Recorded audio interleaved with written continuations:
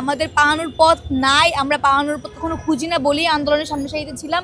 তো তাদেরকে আমরা ভয় পাই না, আমরা কখনোই পালাবো না এবং পালানোর পথ খুঁজবোই না। কোথাও যায় নাই, তারা তাদের কাজগুলো করতে বিভিন্ন জায়গায় যাচ্ছে।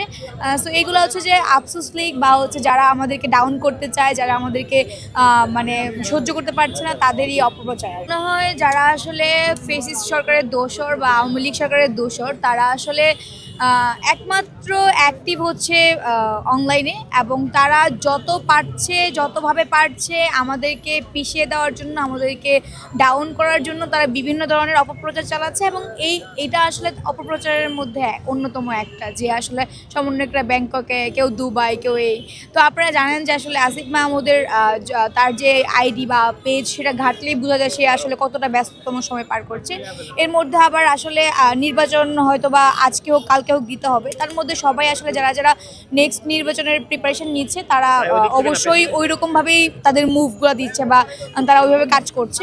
তো সেই জন্য সেই সূত্রে আসলে সবাইকে এক জায়গা থেকে এক জায়গায় মুভ করতে হয়, কিন্তু তারা কোথাও যায় নাই, তারা তাদের কাজগুলো করতে বিভিন্ন জায়গায় যাচ্ছে। সো এইগুলো হচ্ছে যে আফসোস লীগ বা হচ্ছে যারা আমাদেরকে ডাউন করতে চায়, যারা আমাদেরকে মানে সহ্য করতে পারছে না, তাদেরই অপপ্রচার। যদি পালানোর পথ আমরা যদি না পাইতাম, তাহলে আসলে আন্দোলনের এই সম্মুখ সারিতে থেকে কখনো আন্দোলন করতাম না। আমাদের পালানোর পথ নাই, আমরা পালানোর পথ কখনো খুঁজি না বলেই আন্দোলনের সামনে সারিতে ছিলাম।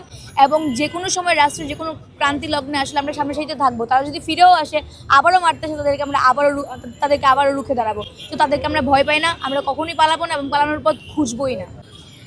আসলে সামাজিক যোগাযোগ মাধ্যম নিয়ে আসলে কিছু বলার নাই। এই যে এখানে আপনারা যে গণমাধ্যমগুলো আছেন, কয়টা আসলে মানে সাইনকৃত গণমাধ্যম আমি আসলে জানি না, মানে অনুমোদনকৃত গণমাধ্যম আমি জানি না। সবাই তো মোটামুটি আসলে এই জায়গাতেই আছে।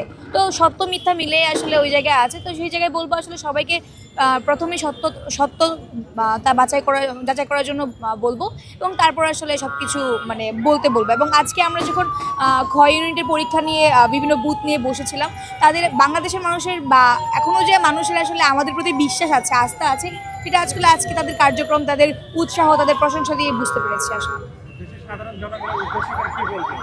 যে সাধারণ মানুষের উদ্দেশ্যে বলতে চাই, আসলে বাংলাদেশের রাজনীতিতে আসলে যারা আছে এখন এই মুহূর্তে, তারা আসলে মুদ্রার এপিঠ আর ওপিঠ।